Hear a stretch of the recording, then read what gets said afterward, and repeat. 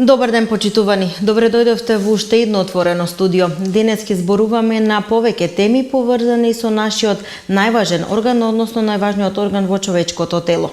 Денес ќе зборуваме за срцето. Што представува неправилната работа на срце, односно аритмијата? Што е тоа коронарна артеријска болест? Како се манифестира срцева слабост и како спортистите најдобро да го зачуваат во добра здравствена состојба своето срце?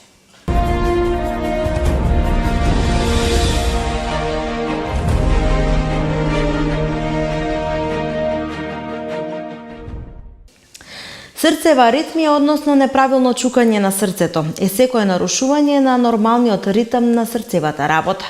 Кои се симптомите, како се третира оваа болест и пред се кои се превентивните мерки кои што треба да ги превземеме, погледнете во продолжение од доктор Борјанка Ѓоргиева, субспецијалист кардиолог. Доктор, ќе кажете ми што точно означува екстрасистоли, прескокнување на срце? Вака едноставно прашање, значи екстрасистоли, тоа е прескоки на срцето. Тоа спаѓа у ритмолошки проблем и тоа се неправилно, тоа е знак за срцето неправилно работи и да има прескоци екстрасистоли, кои може да бидат, зависи од кое потекло се, дали се од предкоморски или коморски, да бидат предкоморни екстрасистоли, кои не се толку сериозни и да бидат и коморски, кои исто може да бидат поединачни или се групирани у парови или се понекош јават у низи салви, кога може да бидат и многу опасни. Значи, тоа се коморските екстрасистоли на кои им даваме поголемо значење, затоа што се и посериозен проблем. Меѓутоа, колку е тој проблем сериозен, треба кардиологот да го одреди, затоа што е широк појам и многу значаен. У кардиологија имаме и посебна, значи, грана ритмологија, кои се кардиолози кои се бават само со проблеми на ритамот. Значи, срцето си има еден синус ритам, тој е центар кој ги дава импулсите и го означува правилниот ритам на срцето. Меѓутоа, се случуваат некои појави да се јавуваат и екстрасистоли. Сега, колку се тие чести, кој тип на екстрасистоли и зошто се појават, тоа е оно што треба кардиологот да даде одговор. Значи, тие може да бидат поединачни, ретки и да немат некое значење, знаете, и да немат некое значење за самото здравје на човекот и тоа. Меѓутоа, имаме екстрасистоли, тоа се поготово вентрикуларни, кои што ви реков, може да бидат од еден центар, од едно жариште, или полимор на повеќе жаришта, или може да бидат укупети, значи купирани, или цели низи да се појават, кога може да бидат и витално загрозувачки. Така, а кој е третманот и дијагнозата за... Значи, прво тоа го кажав, проблемот треба да се почне сериозно и да се види зошто се појавуваат и зошто имаме аритмија.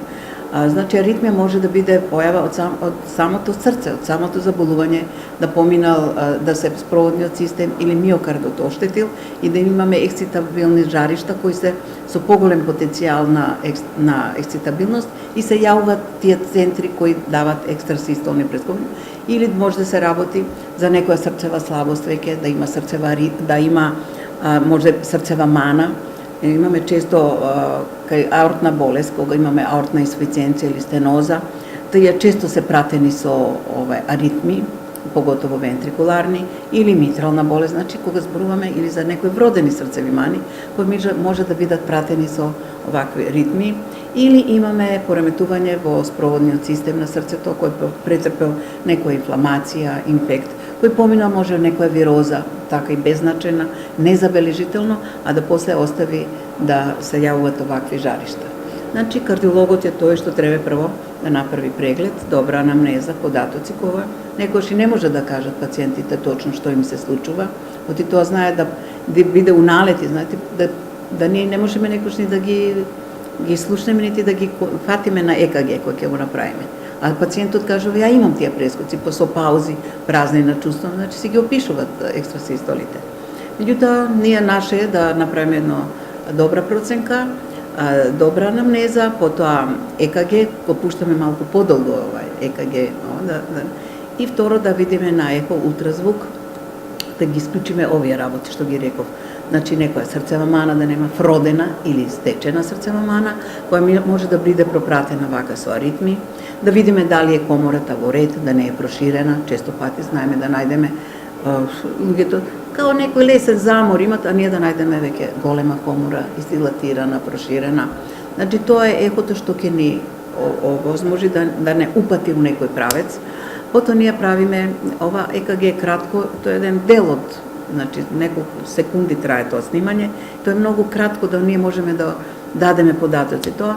И ние често индицираме кај такви ритмолошки проблеми број 1 да се направи, тоа е холтер 24 часовен или 48 часовен, веќе се практикува повеќе у светот, кога ние лепиме електроди прекордиални и пациентот си оди дома, значи со овие со холтерот и има мониторирање кое трае колку што рековме и се запишува што прави, кога е активен, кога одмара, кога што прави, колку е активен пациентот и колку се заморува и тогаш он регистрира и сонот. Сонот не е исто многу важен.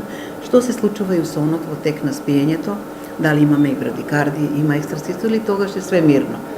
После ние утре дента се вадат овие записот и го анализираме компјутерски, сите настани што биле, прецизно гледаме што се случило, кога, потоа го повикуваме пациентот и дали нешто сме, некош може и да не регистрираме нешто, знаете, едноставно да сме го испуштиле тоа, а некош забележуваме и многу сериозни пореметувања на ритм. И потоа се бара причина зашто би тоа било и се дава терапија.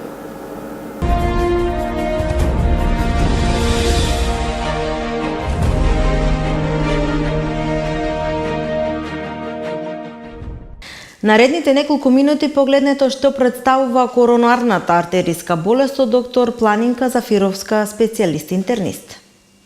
Зборуваме денеска за коронарната артериска болест. Тоа е болест на 21-виот век, да кажам, болест на модерните општества, болест на луѓето кои што се во еден брз животен стил, менаџерска болест ја викаат и така натаму. Значи, тоа представува болест на крвните садови кои што го хранат срцето. Тоест, поточно, замастување, наталожување на плаки, масти во крвните садови, кои што доведува до стеснување на протокот на крвта, намалување на протокот. Со тоа, мускулот на срцето се храни помалку со кислород и доаѓа до симптоми на ангина пекторис и како последица и компликација миокарден инфаркт на срцето.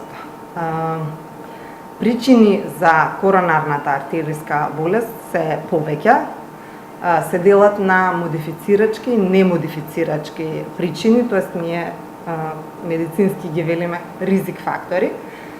Немодифицирачки се оние кои што велиме не можеме да делуваме на нив, значи не може да се променат. Таква е полот, нели не можеме да делуваме тука. До 45 годишната возраст, 55 годишната возраст, коронарната артериска болест е почеста кај мажите, додека пак после таа возраст, после 55 години е почеста кај жените. Зашто е тоа така? Затоа што жените, за среќа, до менопаузата се заштитени од женските хормони, кои што го намалуваат ризикот да се случи ваква болест. За разлика па после менопаузата, нели кога веќе има намалено излачување на овие женски хормони, се зголемува пак кај нив ризикот. Понатаму немодифицирачки фактор на кој што ние не можеме да делуваме, радо би, меѓутоа не можеме, е возраст. Коронарната артериска болест е почеста со возраст. Секоја деценија се зголемува ризикот да добиете инфаркт, ангина и така натаму. Кај помладите луѓе нормално шансата е многу помала, иако не е исклучок. Се случува за жал денешно време со современиот начин на живење да има кај помладата популација. Зборуваме за деца од 20 години и така натаму сме имале случаеви, тоест јас сум била на сведок на случаеви кога што имало миокарден инфаркт и кај млади од 21 година, 22-23 години. Понатаму друг ризик фактор на кој што исто така не можеме да делуваме е генетиката. Тоа е многу силен ризик фактор. Генетика што си носиме во себе, тоа е и често е поврзано. Значи мајка и татко кои имале срцев удар во помлада возраст наследно се пренесува. Фактори на кои што можеме да делуваме и треба да делуваме се пушењето како број 1, покачениот крвен притисок, шеќерот, значи дијабетесот како таков, холестеролот, тоест дислипидемијата, физичката неактивност, гојазноста и сега и дефинитивно и научно докажано стресот во последно време. Така, а кои симптоми треба еден пациент да ги почувствува да Така. дојде до тоа да му се вгради стент на срце? Така. Значи симптомите на коронарната болест некој пат може и комплетно асимптоматска да биде, значи прв момент, не дај Боже, прв симптом да биде силна градна болка или влошување, па нагла срцева смрт да дојде после тоа, меѓутоа најчесто, фала Богу, оди со некои симптоми кои што треба да ги препознаеме ние и навреме да делуваме. Симптомите се најчесто стеглива градна болка во пределот на градите, најчесто централно поставена, не во една точка, него како плоча ја опишуваат пациентите. Таа болка знае да се шири према левата рака, најчесто према вилицата, према желудникот или према грбот. Често е пропратена со трпнење на левата рака, значи кочење на левата рака, препотување може да се јави, гадење, нагони за повраќање и сето тоа да биде придружено со еден замор, генерализиран замор. Симптомите можат да траат денови, недели, па и месеци, меѓутоа може да траат и најчесто траат неколку дена и проградираат, значи влошуваат, секој ден се полоши и полошо се чувствуваат пациентите. Штом го чувствуваат такво нешто, поготово ако се тоа пациенти, луѓе кои што имаат ризик фактори кои што ги спомнав, значи луѓе пушачи со хипертензија, дијабет и така натаму, препорачувам веднаш да се јават на лекар. Првиот третман кој што ќе го добијат од медицинското лице ќе биде едно ЕКГ, електрокардиограм, кој што не секогаш може да покаже промени, па веднаш да биде упатен пациентот на стентирање, коронарографија и така натаму. Второ би било веројатно лабораториски анализи, крв ќе му се земе на пациентот да се испита и ехокардиографија ќе се направи да се види срцето. Понатаму дополнителни испитувања може да бидат стрес тест на напор, на лента да се види како е, обично тука се јавуваат тие некои промени кои што кажуваат дека има коронарна артериска болест и следно би било како дефинитивен дијагностички и третирачка една процедура коронарографијата. Тоа е снимање на крвните садови, се ботска артерија на раката, со жичка се доаѓа до срцето, се снимаат, се пушта контраст, се снимаат крвните садови и се гледаат тие за пушување. Три опции постојат тука. Да има чисти крвни садови, тоест да има крвни садови кои што имаат една дифузна коронарна болест која што не е значајна, ние велиме. Значи не мора да се прави некоја интервенција, него доволно е само третман со лекарства и со хигиено-диететски режим, тоест промена на животниот стил како престанок на пушење, физичка активност и така натаму. Тоа е, нели, да кажам, најлесната опција што може пациентите да искусат. Втора опција е да има запушување на еден крвен сад и да се стави стент. Стент е едно материјалче, како федерче, едно од пенкало кое што се пласира внатре во крвниот сад и го држи отворен за да може крвта да струи. И трета опција, што често кај нас во Филип II се ги праќаат пациентите поради тоа, е кога има запушување на повеќе места, на повеќе крвни садови и не може да се реши со стентирање, препораките светски кажуваат кога има таков случај треба да се оди на варијанта байпас, тоест кардиохируршки третман, оперативен третман на срцето, бидејќи за еден подолг период после третманот пациентот е без симптоми и така со големена животен век и така натаму. Така да тие се тие три опции кои што може еден пациент да ги искуси. Така, како последно прашање, вие од ваше лично искуство дали се вате сретнато со помлади пациенти кои што имаат вградено стент на срце? Секако да, за жал. Или за среќа, затоа што останале живи и после тоа имале и долг животен век, сум се сретнала, тоа биле најчесто пациенти од машкиот пол, 22 години, 23, 27 години, кои што биле стентирани, а исто така имало и пациенти кои што добиле байпас на срцето, меѓутоа, за среќа сите што ги познавам јас, се уште во ред и си водат еден нормален живот. На што треба најмногу да внимаваат кога веќе имаат стенд на срце за понатамошно живот? Животниот стил, значи зборувам престанок на пушење доколку пушела претходно, регулација на притисокот, да се земаат лекарствата препишани од лекарот, да се прават редовни контроли, редовна физичка активност, умерена физичка активност, да се внимава на исхраната која што се користи и сосема можат нормално да живеат пациентите после тоа.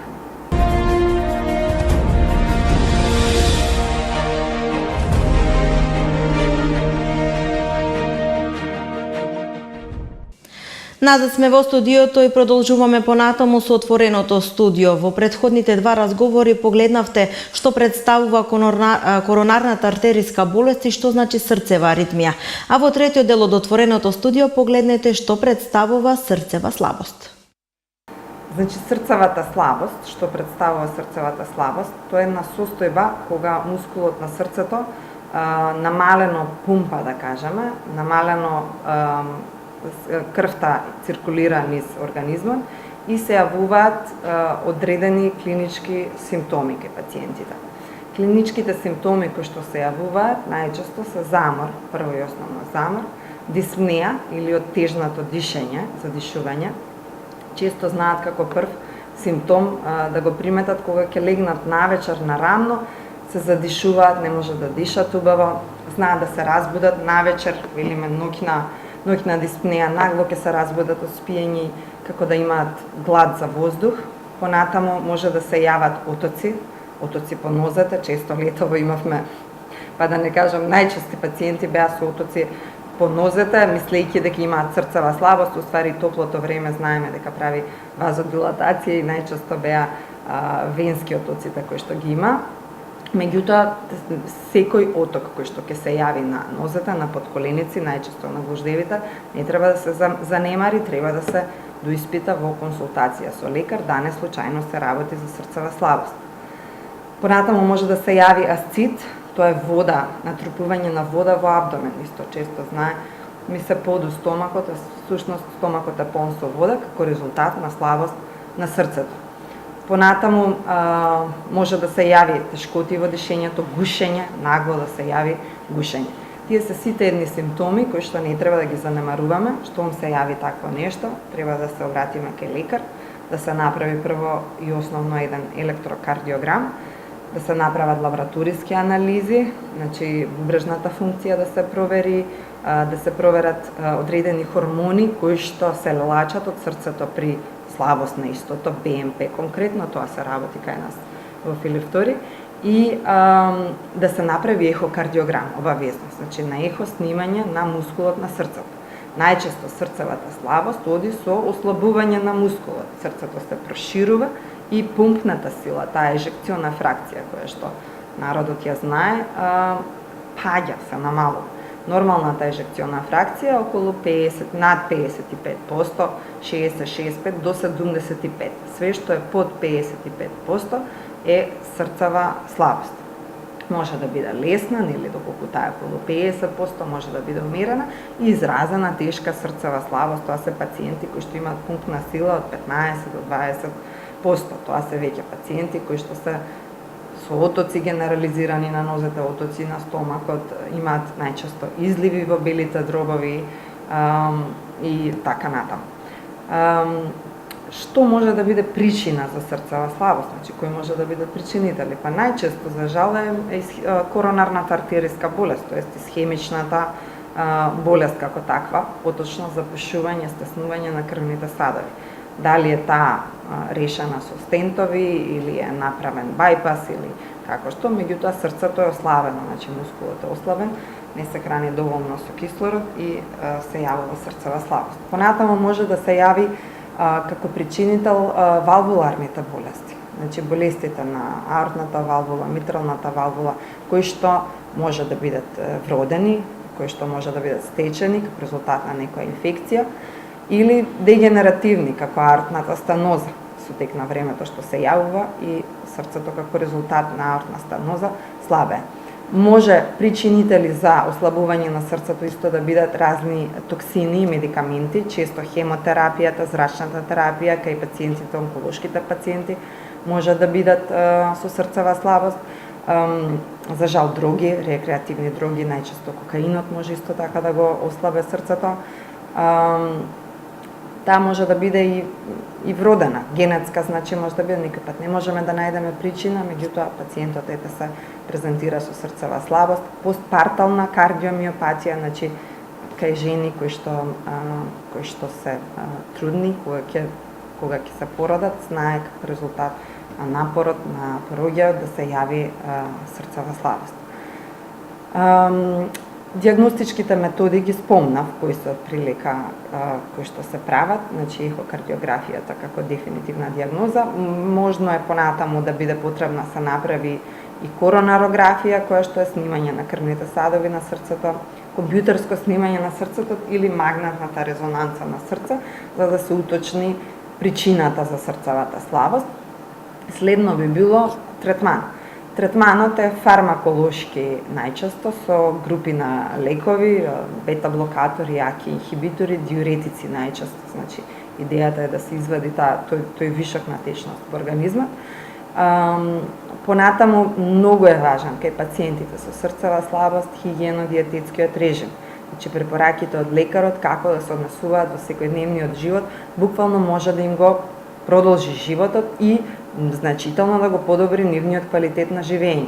Тоа би значило да се редовно зема терапијата, да се внимава во однос на исхраната, најважно на солта. Значи солта треба максимално да се рестрикција на солта. Многу малку сол смеат да конзумираат, бидејќи солта ја задржува водата и после тоа повеќе отоци се ствараат.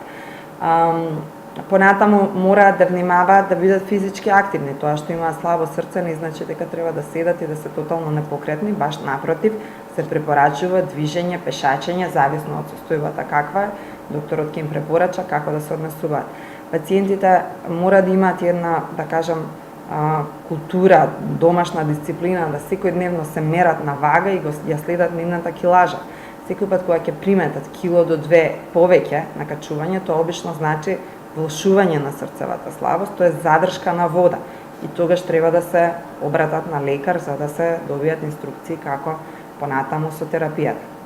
Тоа е во однос на фармаколошкиот третман и хигиено-диететскиот режим и како дефинитивни третмани и опции стојат бајпас хирургијата, кај исхемичната болест, тоа е коронарната артериска болест како причина за срцевата слабост и нели доколку е валвуларна болест, хируршки третман на валвуларните болести, многу често тие се многу благодарни затоа што многу често штом ќе се замени валвулата, штом ќе се хируршки истретира валвулата, срцето неверојатно знае да се врати, поготоа кај помлади пациенти, да се врати во првобитна нормална состојба и да пациентите сосема нормално после тоа си живеат. Понатаму други опции би биле имплантација на, во светот тоа се користи, и кај нас исто тоа го правиме, имплантација на еден вид на пейсмейкери, да кажам, апаратчиња, CRT девајс по-конкретно се вика, кои што се имплантираат под кожата и го стимулираат срцето подобро да работи, значи ја наголемуваат таа ежекциона или пумпна сила на срцето. Тоа е една од последните светски третмани на срцевата слабост и како дефинитивен третман во светот, за жал кај нас се уште недостапна е трансплантацијата на срце.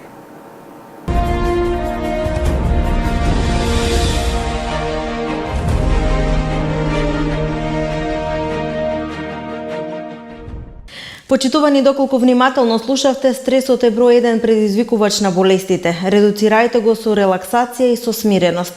А во последниот дел од ова отворено студио слушнете кои се прегледи ги прават спортистите и како тие го држуваат своето срце здраво. Кои се најчестите причини кај активни спортисти кои редовно спортуваат и одат на преглед да дојде до смрт поради срцеви проблеми? Па, значи, активните спортисти не може да се бават со спорт ако не ги поминат значи процедурално сите тие по одредби што се направени, значи протоколите што бараат за спортист, кои све прегледи треба да се направи.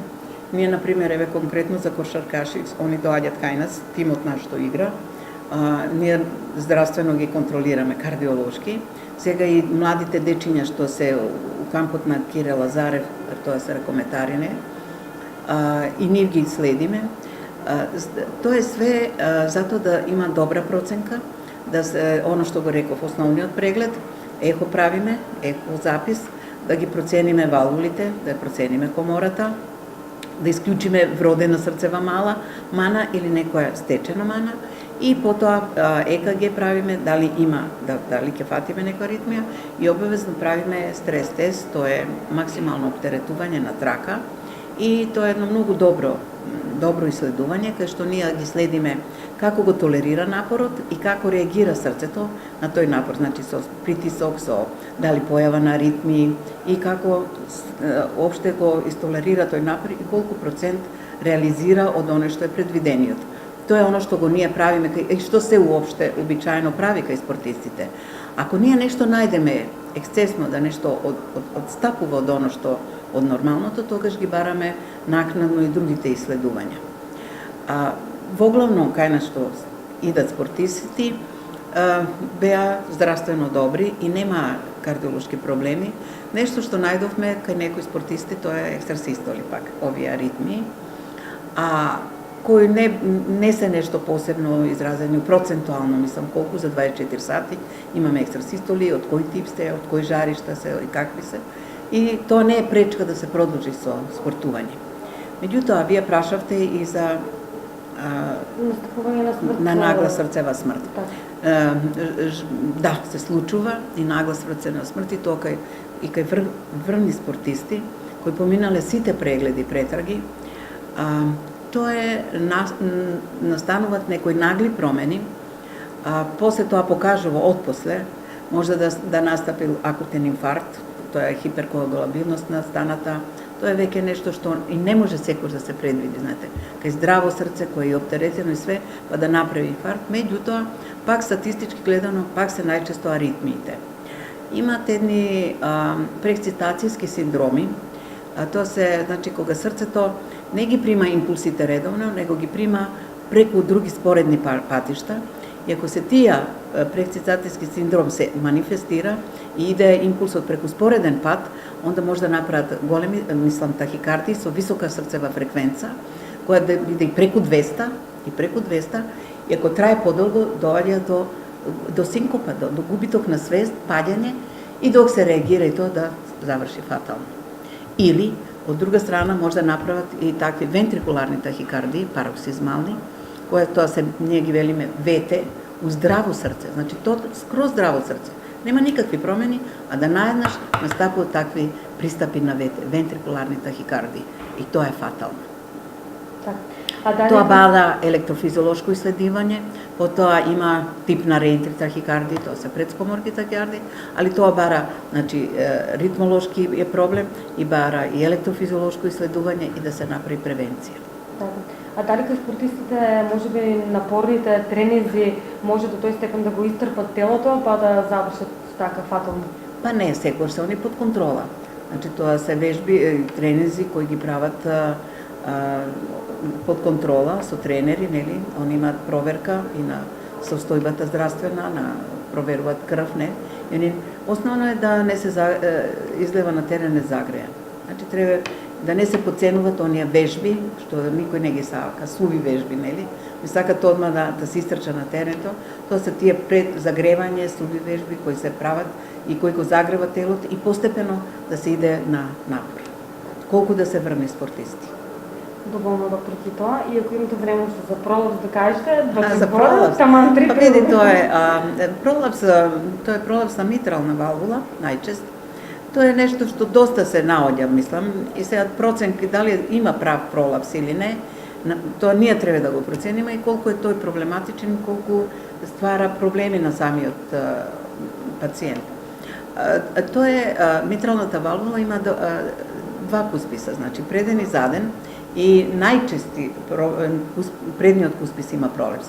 Тоа ние го велиме клемпава валвула.